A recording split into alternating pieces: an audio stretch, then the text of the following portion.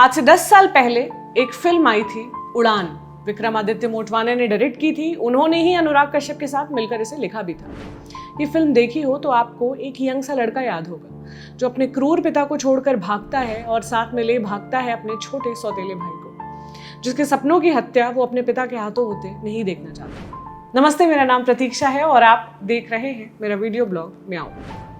Film में रोहन का किरदार एक ऐसे सेंसिटिव लड़के का है जो काफी इमोशनल है। उसकी आत्मा एक कवि की आत्मा है, मगर उसके पिता को चाहिए एक सख्त मर्द अपने जैसा। फिल्म में रोहन तो बागी होकर भाग गया था क्योंकि उसके दोस्त उसके साथ थे, मगर असल जीवन में जाने ऐसे कितने लड़के होते हैं जो कभी इस टॉर्चर से भाग ही नहीं पाते, क्योंकि खुद के अकेलेपन के सिवा उनका कोई साथी नहीं होता है। जिस टॉर्चर की मैं बात कर रही हूं उसे बुलिंग कहते हैं। यूं तो बुलिंग किसी के भी साथ किसी भी उम्र में हो सकती है, लेकिन आज हम बात कर रहे हैं लड़कों की बुलिंग की, जिसके बारे में कभी उस तरह से बात नहीं होती जिस तरह से होनी चाहिए। आप लोग अक्सर कमेंट सेक्शन में पूछते हैं तुम्हें लड़कों से प्रॉब्लम क्या है, और मैं हर बार मन ही मन एक ही जवाब देती हूँ कि मुझे क्या, किसी को भी प्रॉब्लम लड़कों से नहीं है, उस सोच से है जो लड़कों और लड़कियों को बांटती है, उन्हें एक दूसरे का विलोम, एक दूसरे का ऑपोजिट बताती है। ये सोच जितना नुकसान लड़कियों को पहुंचाती है उतना ही नुकसान लड़कों को भी पहुंचाती है। किस तरह पहुंचाती है, इसी का एक उदाहरण है बुलिंग। हैना गैट्सबी एक स्टैंड अप आर्टिस्ट है। ननेट नाम की अपने एक्ट में वो कहती है, हमारी दिक्कत ही यही है कि हम लड़के और लड़कियों को बचपन से ये सिखाते हैं कि वो एक दूसरे से कितने अलग हैं, ये नहीं सिखाते कि वो एक दूसरे के कितने समान हैं। सच ही तो है, अगर बायोलॉजिकल पक्ष को आप छोड़ दें तो लड़के और लड़कियों में कोई फर्क नहीं है, इंसान ही है दोनों, लेकिन हम उन्हें भूमिकाओं, रंग, सोच और न जाने किस किस आधार पर बांटते हैं। लड़की है तो गुड़िया से खेलेगी, लड़का है तो बंदूक से खेलेगा, लड़की है तो चोटियां बनाकर रिबन लगाएगी, लड़का है तो स्कूल भर सैलून में ले जाकर पापा उसके फौजी कट कटवाते रहेंगे, भले ही उसको पसंद आए या ना आए। लड़की है तो कभी मम्मी की नेल पॉलिश भी लगा लेगी, लेकिन लड़का ऐसा करे तो हाय तौबा मच जाएगी। लड़की है तो कितना भी रोए उसे चुप कराएंगे, लड़का है तो कहेंगे कि रोगे तो और मार खाओगे। और इस तरह बचपन से तमाम लड़के सिसक कर अपनी बहती नाक के साथ अपना रोना भी अंदर खींच लेते हैं। फिर एक उम्र आ जाती है जब उन्हें रोना आना ही बंद हो जाता है।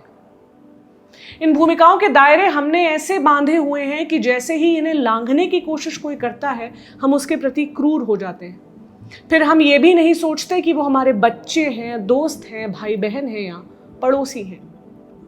37 साल के विश्वास बताते हैं, बचपन में पिता के ट्रांसफर के बाद मैंने 2 क्लास स्किप की। अब मैं अचानक बड़े लड़कों के साथ आ चुका था। मेरा एक दोस्त था जिसका बाकियों से पंगा हो गया था। मैंने सबका साथ देने के बजाय उस दोस्त का साथ दिया, पूरी संवेदनशीलता दिखाई। नतीजा ये हुआ कि वो ही मुझे सबसे ज्यादा बुली करने लगा। लड़के मुझे शिकंजी बुलाने लगे। मुझे बहुत बुरा लगा, बहुत ही बुरा। उन्होंने जाने क्या हाव भाव देखे मेरे, मुझे तो पता भी नहीं था कि मैंने ऐसा क्या अलग कर दिया था। वो दौर इतना बुरा था कि मुझे याद करने में भी कपकपी होती है। ये बहुत डरावना था। मैं अपनी यौनिकता के बारे में परेशान रहता, अपने चाल चलन को ऑब्जर्व करता, ये देखता कि कहीं कुछ लड़कियों सा तो नहीं कर रहा हूँ। वो मुझे घेरते, मेरी टोपी उछालते, मुझे मोलेस्ट करते। मेरा बैट तोड़ दिया उन्होंने, और इसमें टीचर के लड़के शामिल थे। टीचर खुद इसमें शामिल थे, कभी भी पीट देते थे। छोटे से शहर में मैं अपनी बेइज्जती होने से डरता रहा। नतीजा ये हुआ कि आगे चलकर मैं लड़कियों से अपने प्रेम संबंधों को कभी शारीरिक रूप नहीं दे पाया। एक लंबे समय तक मैं ऐसा नहीं कर पाया। हमेशा एक परफॉर्मेंस का डर था। धीरे धीरे इससे बाहर आया। आज भी कॉन्फिडेंस इश्यूज हैं। आज मुझसे लोग पूछते हैं कि पुरुष होकर महिला अधिकारों की बात कैसे कर लेते हो, तो मैं अपने अनुभव याद करता हूँ और सोचता हूँ कि मेरे जैसा पुरुष ही कर सकता है। खैर, इसका एक फायदा भी हुआ। मैंने जाना कि बायोलॉजिकल सेक्स यानी लड़की या लड़का होना कितना फ्लूइड हो सकता है, पानी सा। ये भी जाना कि हमारे आसपास जो हमारे समलैंगिक साथी हैं उन्होंने कितना कुछ झेला होगा, और ये कॉन्फिडेंस भी पाया कि अगर मैं समलैंगिक होता तो मुझे भी इसका गर्व होता। लड़कों पर इस तरह की बुलिंग का क्या असर होता है, ये समझने के लिए हमने हेमानी कुलकर्णी से बात की। उनके मुताबिक बुलिंग का शिकार रहे लड़के के साथ वो सब होता है जो किसी भी ऐसे व्यक्ति के साथ होता है जिसका हरासमेंट हुआ हो। उनकी सेल्फ एस्टीम पर बहुत बुरा असर पड़ता है। इसके साथ ही सुरक्षा का भाव ही खत्म हो जाएगा। इसके अलावा आपके अंदर एक अकेलापन बढ़ जाएगा कि लोग मुझे समझते नहीं हैं। हम सबका एक ग्रुप होता है जिसमें हमारे टाइप के लोग होते हैं। बुली हुए युवा को लगने लगता है कि उसके जैसा कोई है ही नहीं, वो बिल्कुल अकेला है। जब हम किसी लड़के को कहते हैं कि तुम लड़की जैसे हो, हम दो गलतियां करते हैं। एक तो हम ये एस्टैब्लिश करते हैं कि लड़की जैसा यानी फेमिनिन होना बुरा है, जैसे ये एक गाली हो। ऐसा करते ही हम लड़कियों को लड़कों से कमतर मान लेते हैं। दूसरा ये कि हम उसी समय जता देते हैं कि सॉफ्ट, इमोशनल, सेंसिटिव और केयरिंग होना गलत है, अपराध है। हिमानी बताती है, ऐसे बच्चे बड़े होने के बाद कई इश्यूज फेस कर सकते हैं। जैसे वो सेल्फ ब्लेम में जा सकते हैं। कुछ भी बुरा या गलत होने पर वो ये मानेंगे कि मेरी ही गलती होगी। वो डरे सहमे रह सकते हैं, दोस्ती करने में डर सकते हैं, या फिर अपने पौरुष का सबूत देने के लिए हद से ज्यादा मर्दाना दिखने की कोशिश कर सकते हैं। इसके लिए वो हिंसा, शराब या अभद्र भाषा का सहारा ले सकते हैं। इसके अलावा रिसर्च में यह भी पाया गया है कि बुलिंग के ट्रॉमा को झेल चुके वयस्क डायबिटीज, लिवर या गैस्ट्रिक परेशानियों, थायराइड जैसी और परेशानियों के शिकार हो सकते हैं। साथ ही उन्हें ये यकीन हो सकता है कि बातें शेयर करने से कुछ नहीं होता। ऐसे में वो नौकरी में बॉस या अथॉरिटी से एक खराब रिश्ते में हो सकते हैं। पार्टनर के साथ भी वो एक खराब रिश्ते में हो सकते हैं। लिटरेचर के विद्यार्थी रहे और फिलहाल एक मीडिया हाउस से जुड़े रंजन बताते हैं, मुझे याद है वो साल 2007 था जब करियर के लिहाज से मेरा बेहद बुरा समय चल रहा था। मेरा शारीरिक और मानसिक स्वास्थ्य खराब था। जब मैं टूटता तो लोग कहते, क्या बात बात पर औरतों की तरह रोने लगते हैं। मैं मेडिकल के एंट्रेंस क्लियर नहीं कर पाया और अपने कथित ब्रिलियंट साथियों को देखता जो इंजीनियर और डॉक्टर बनने की राह पर थे। मैंने अंग्रेजी साहित्य की पढ़ाई की और सबको ये लगता कि ये जनाना कोर्स है, लड़के ये कोर्स नहीं करते हैं। मुझे लगातार ये महसूस करवाया जाता कि इमोशनल, सॉफ्ट और उदार होना मेरी गलती है। मुझे उस वक्त मालूम ही नहीं था कि ये सब कितना गलत था। काफी समय बाद जब मीडिया में आया तो दिमाग खुला। तब मैंने पाया कि मैं सही था। मेरे आसपास के लोग गलत थे, क्रूर थे, भेदभाव से भरे हुए थे। औरतों की तरह रोना, चूड़ियां पहन रखी हैं क्या, मर्दाना अंग नहीं है क्या तुम्हारे पास, ये सब वो बातें हैं जो समाज के सेंसिटिव पुरुषों को सुनना पड़ता है। बचपन से ही साहित्य और कविताओं में रुचि रखने वाले अभिनव बताते हैं, साहित्य में रुचि होने की वजह से मेरी बहुत बुलिंग हुई, इतनी बार की गिनती भूल गया हूँ। लड़के ऐसे नहीं होते, ये वाक्य सबसे ज्यादा सुना है। जब स्कूल में था तब लोग मुझे हिलरी क्लिंटन बुलाते थे क्योंकि अंतर्राष्ट्रीय पॉलिटिक्स में मेरी दिलचस्पी थी। ये तो बस एक छोटा सा उदाहरण है, जाने कितनी बार लड़कियों के नाम से मुझे बुलाया गया। इतने अश्लील नाम दिए गए जो मैं बोल ही नहीं सकता। मुझे जबरन छुआ गया, चूमा गया। मुझे तब्बू की एक्टिंग पसंद थी तो तब्बू बुलाने लगे। मैं ऐसे ग्रामीण इलाके से आता हूँ कि कभी सोचा ही नहीं था कि ये परेशानी माता पिता को बता सकता हूँ। ऐसे इलाकों में लोगों के खुद के ही रोज के इतने संघर्ष हैं कि अपने संघर्ष उन्हें क्या ही बताता।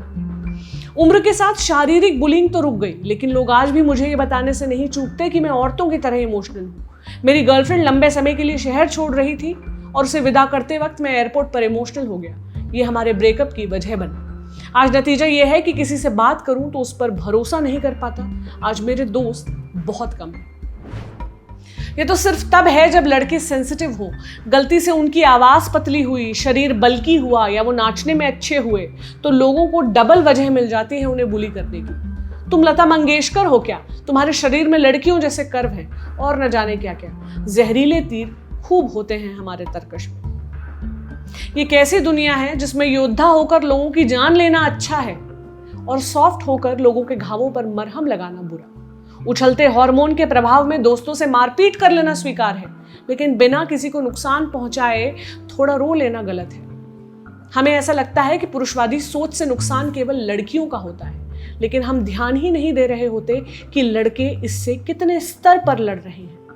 लड़के बड़े हो रहे होते हैं तो हम उन्हें यह सिखा देते हैं कि औरतों का सम्मान करना, मगर यह सिखाना कब शुरू करेंगे कि उतना ही सम्मान लड़कों का भी करना, भले ही वो किसी भी मिजाज के। हिमानी बताती हैं, बुलिंग के प्रति बच्चों को सजग करने के लिए दो चीजें करनी है। एक तो उन्हें इतना स्पेस देना है, इतना भरोसा देना है कि उन्हें पता हो कि स्कूल में कुछ गड़बड़ हुआ तो पेरेंट्स के पास जाकर वो बता सकें। इसके अलावा ये भी जरूरी है कि हमारे बच्चे खुद बुली ना बने।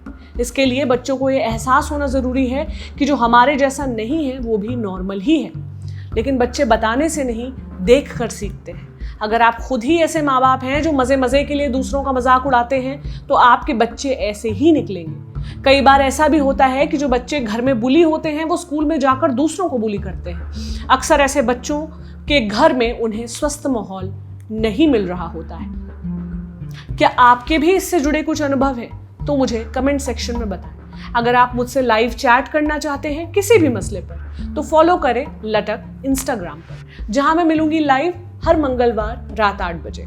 पता है latak.lalantop इंस्टाग्राम पर। अगले हफ्ते फिर मिलेंगे किसी नए टॉपिक के साथ। शुक्रिया।